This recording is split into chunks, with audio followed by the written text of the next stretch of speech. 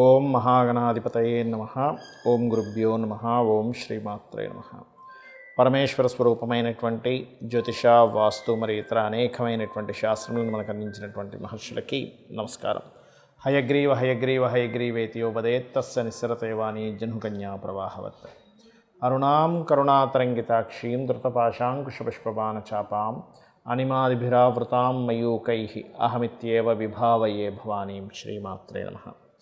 ప్రేక్షకులకి ఆ లలితాంబిక అమ్మవారి యొక్క అనుగ్రహం పరిపూర్ణంగా కలగాలని మనస్ఫూర్తిగా కోరుకుంటూ మనం ఈరోజు చెప్పుకోబోయే టాపిక్ ఏదైతే ఉందో 18వ తేదీ నుంచి 24వ తేదీ వరకు ఉన్నటువంటి వార ఫలితాలు, ద్వాదశ లగ్నాల వారికి, లగ్నం తెలియని వారు, రాసుల వారు ఈ యొక్క జాగ్రత్తలు తీసుకోవాలి. మరియు ఎటువంటి అంశాలు మీకు చక్కగా ఈ వారం అందిపుచ్చుకోగలుగుతున్నారు, మరియు ఏ దేవత ఆరాధన చేసుకోవాలి. ఇందులో మరొక విషయం ఏంటంటే, ఇప్పుడు శ్రావణ శుక్రవారాలు నడుస్తున్నాయి కాబట్టి ఎవరెవరు అంటే ఏ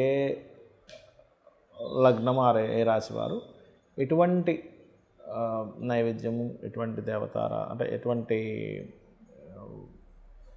క్రియ మనకి లలితా సహస్రనామాలు చదివేటప్పుడు మనకి చూడండి, ఇప్పుడు లలితా సహస్రనామాలు చదువుకోవాలా, చాలామందికి సందేహం ఉంది. ఏంటంటే ఈ శుక్రవారాలు నేను లలిత చదువుకుంటే మంచిదా, లేకపోతే లక్ష్మీ అష్టోత్తరాలు చదువుకుంటే మంచిదా, ఇట్లాంటి విషయాలను కూడా నేను మీకు వీడియో ఎండింగ్లో చెప్తాను. సో వీడియో ఎండింగ్ వరకు మీరు చూడండి. మేషలగ్నము, మేషరాశి. మేషం వారికి కనుక చూసుకున్నట్లయితే ప్రధానంగా ఈ వారం మొత్తము కూడా మన చంద్రుడు శని రాహు సంబంధాలతోనే తిరుగుతున్నాడు. అంటే మేషలగ్నం వారు, మేషరాశి వారు పర్టికులర్గా ఈ వారం గుర్తుపెట్టుకోవాల్సిన అంశం ఏమిటి అంటే, ఇక్కడ చంద్రుడు ఉన్న స్థితి వల్ల మీరు ఏదైనా ఒక ప్రాపర్టీ లేదా ఏదైనా ఎడ్యుకేషన్ రిలేటెడ్ ఏదైనా వ్యాపారం చేస్తే అద్భుతంగా లాభాలు వస్తాయి అని అనుకునేటువంటి విషయాల పట్ల కాస్త జాగ్రత్తగా ఉండాలి. ఇది ముఖ్యంగా గుర్తుపెట్టుకోండి. అలాగే మరొక విషయం ఏంటంటే, ఇక్కడ వీటితో పాటు ఫైనాన్షియల్గా ఎలా ఉంటుంది, విదేశీ సంబంధించినటువంటి విషయాల్లో విదేశీ ధన సంబంధించినటువంటి గ్రోత్ ఇవన్నీ కూడా చాలా బాగుంటాయి, అందులో ఎటువంటి సందేహం లేదు. మరి అదేవిధంగా ఎవరితోనైనా ఏదైనా మాటామంతి అంటే ఏదైనా వివాహ సంబంధించిన విషయాలు కావచ్చు, లేనట్లయితే ఏదైనా ఒక అగ్రిమెంట్ చేసుకునేటువంటి అంశాల్లో కావచ్చు ఈ వారం చాలా అనుకూలంగా ఉంది అనేటువంటి చూపిస్తుంది, అందులో ఎటువంటి సందేహం లేదు. మరి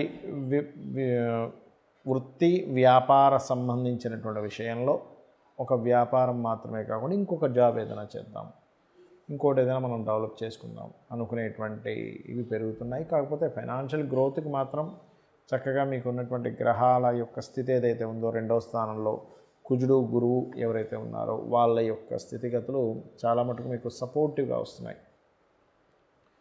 మరి ఈ 6వ స్థానంలో కేతు ఉన్నందుకు సర్వసాధారణంగా ఇంకొక 9 నెలల వరకు ఉంటాడు కేతు అక్కడ. మొత్తం 18 నెలల్లో ఇంకో 9 నెలలు అక్కడ ఉండేటువంటి యోగం చూపిస్తుంది. 9 నెలలు ఆల్మోస్ట్ అయిపోతున్నాయి కేతు అక్కడికి వచ్చి.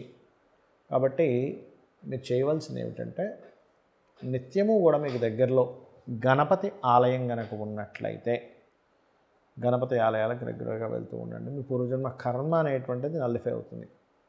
దీంతోపాటు మీకు వివాహ సంబంధించినటువంటి విషయాలు ఏవైతే ఉన్నాయో అవి మీరు ఏదైనా బంధువర్గం ద్వారా లేదా మీకు సహోదర వర్గం వాళ్ళు ఎవరైనా సరే తెచ్చిన సంబంధం అవ్వడం వల్ల ఆ రకంగా మీకు వివాహ సంబంధించిన విషయాలు సెట్ అయ్యేటువంటి యోగం బలంగా కనిపిస్తుంది.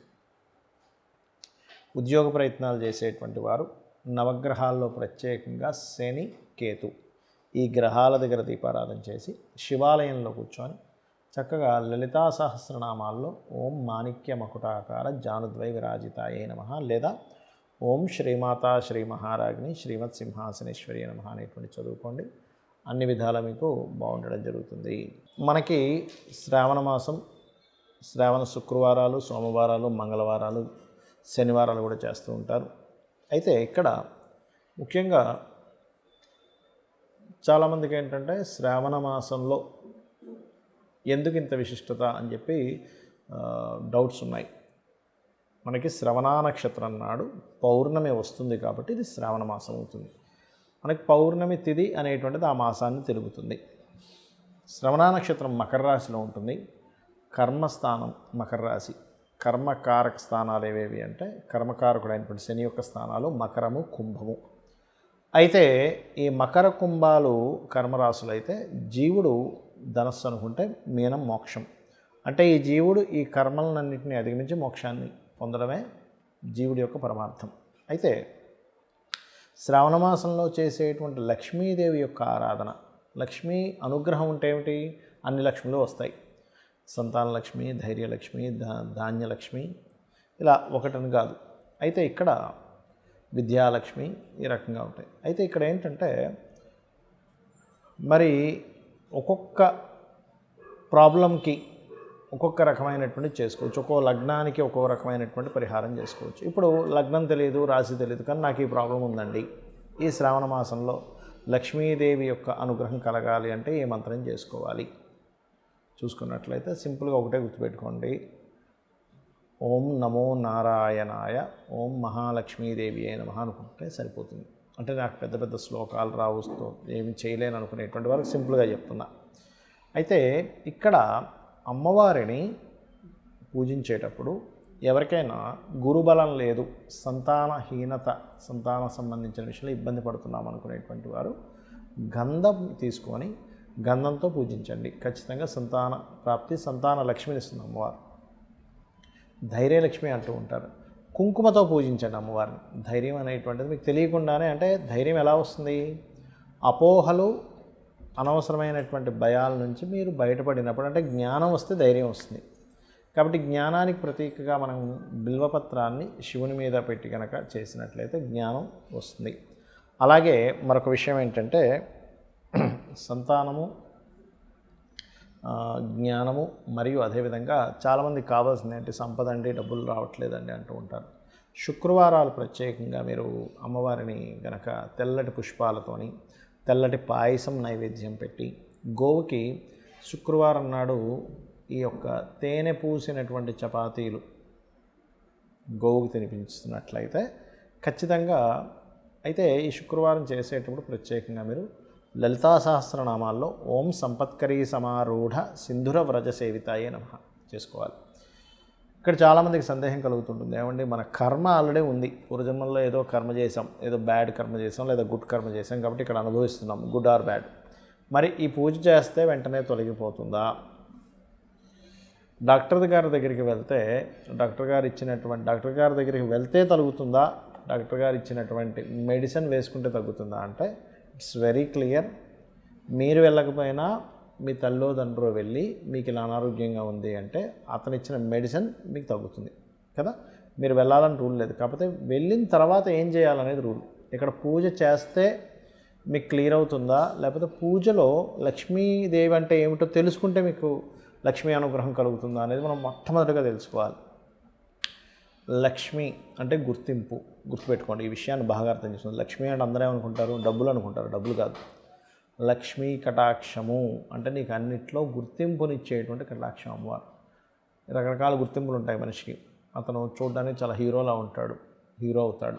కొంతమంది మంచి వాక్ ఉంటుంది, ఎంత స్వరం అండి, ఆయన చక్కగా పాట పాడతాడు, అదొక గుర్తింపు. కొంతమందికి ధైర్య సాహసాలు బాగుంటాయి, ఆర్మీలో అద్భుతంగా పెర్ఫామ్ చేశాడండి ఆయన, ఎంతమంది శత్రువుల్ని చేసి, అదొక గుర్తింపు. అలా 1, 2 అని కాదు, జాబ్లో కానివ్వండి, బిజినెస్లో కానివ్వండి, సేవాభావంలో కానివ్వండి, ఒక్కొక్క రంగాల్లో ఒక వ్యక్తికి గుర్తింపు వస్తుంది. అంటే నీకు గుర్తింపునిచ్చేటువంటిది ఎవరు? మనకి శాస్త్రంలో ఏం చెప్పబడింది, ఈ విశ్వం మొత్తం భగవంతుడే. విశ్వంలో తను కానటువంటిది లేదు, తనలోనే అన్నీ ఉన్నాడు, తానే అన్నీ అయి ఉన్నాడు. అంటే ఏంటి, వ్యాపించి ఉన్నాడు విష్ణువు. అందులో శక్తి అమ్మవారుగా ఉంది. ఈశ్వరుడే మొత్తం ఉన్నాడని చెప్తూ ఉంటుంది. అంటే ఏమిటి, ఒకే శక్తి ఇన్ని రూపాలుగా, ఇన్ని రకాలుగా, ఇన్ని లోపల ఉంటూ అన్నిట్లో నడిపిస్తూ ఉన్నటువంటి భగవత్ శక్తి ఉంది. లక్ష్మీదేవి అనుగ్రహం కోసం మనం ఎంతో పాటుపడిపోతుంటాం. అమ్మో నాకు ఈ పూజ చేసేసుకుంటే డబ్బులు వస్తాయి. అవి రావని నేను చెప్పట్లేదు, కానీ లక్ష్మీదేవి అంటే ఏమిటి అనేటువంటిది మీరు పూర్తిగా తెలుసుకోకపోతే మీరు ఎన్ని పూజలు చేసినా వేస్ట్ అని చెప్తాను నేను. 100% అందులో ఎటువంటి డౌట్ లేదు. మీరు లక్ష్మీదేవి అంటే ఏంటో మీరు తెలుసుకోకపోతే మీరు ఎన్ని పూజలు చేసినా వేస్టే. ఎందుకంటే జ్యోతిష్శాస్త్రంలో ధనాన్ని, సుఖాన్ని ఇచ్చేటువంటి గ్రహం శుక్రుడిగా చెప్తారు. కానీ దాన్ని యాక్టివేట్ చేసే గ్రహాలు బుధ శనులుగా చెప్తారు. అంటే ఏమిటి? బుధుడు అంటే ఏమిటి? బుద్ధి, పూర్వజన్మ కర్మ. బుధుడికి పూర్వజన్మ కర్మస్థానం ఇవ్వబడింది, కమ్యూనికేషన్ ఇవ్వబడింది. అంటే ఎవరితో ఏం మాట్లాడుతున్నాము, ఎలాంటి పని చేస్తున్నాము, ఎటువంటి కర్మ చేస్తున్నాము. అలాగే శని నిత్యకర్మ, అంటే మనం చేసేటువంటి జాబ్ కావచ్చు, వీటన్నిటికీ కారకుడవుతాడు. అంటే నీ బుద్ధి, నీ యొక్క జాబు, నీ చూసే పనితో లక్ష్మీ అనుగ్రహం సంబంధం కలిగింది. ఒక హోటల్ పెట్టుకున్న వ్యక్తి ఆ హోటల్లో అద్భుతమైన టేస్టీ టిఫిన్ ఇస్తున్నాను, అదే గుర్తింపు. ఒక కారుడు ఉదాహరణకి ఇళయరాజా గారు ఉన్నారు, అద్భుతమైన సాంగ్స్. అదే ఇళయరాజా గారు కనుక సరైనటువంటి సాంగ్స్ ఇవ్వకపోతే మనం అందరం అసలు ఇళయరాజా గారిని చూసి ఉండేవాళ్ళమే కాదు. రెహమాన్ కావచ్చు, ఇళయరాజా గారు కావచ్చు, ఇంకా చాలామంది మ్యూజిక్ డైరెక్టర్స్ ఉన్నారు, ఒకళ్ళు ఇద్దరని కాదు, చాలామంది ఉన్నారు అలా అద్భుతంగా చేసేది. అలాగే గాయకులు ఉన్నారు. అంటే ఇక్కడ ఏమిటి? నువ్వు చేసే పనిలో నాణ్యతని బాగా పెంచేలాగా, ధర్మంగా ఉండేలాగా, నీ ధర్మాన్ని నువ్వు చేసుకుంటూ వెళ్తూ నువ్వు పర్ఫెక్ట్గా కనుక ఉండగలిగితే అదే లక్ష్మి. ఇది అన్ని విషయాలకి వస్తుంది. ఆరోగ్యం విషయంలో నువ్వు ఎంత జాగ్రత్త తీసుకున్నావు, ఆరోగ్య లక్ష్మి. సంతానం విషయంలో నువ్వు ఎంత జాగ్రత్త తీసుకుంటున్నావు, సంతాన లక్ష్మి. ఇవన్నీ మనము దాంట్లోనే భగవంతుడు ఉన్నాడని అర్థం చేసుకున్నట్లయితే ఖచ్చితంగా బాగుంటుంది. ఇక మరి ఇవన్నీ ఉంటే మనం లక్ష్మీదేవిని ఎందుకు పూజించాలి అంటే, ఇవన్నీ తానే అయ్యింది కాబట్టి తన కృతజ్ఞత తెలుపుతూ శ్రావణ శుక్రవారాలు చేసుకోవాలి. ఇలా మీరు చేయండి, అన్ని విధాలా మీకు బాగుంటుంది. ఆ లలితా అమ్మవారి యొక్క అనుగ్రహం కూడా కలుగుతుంది.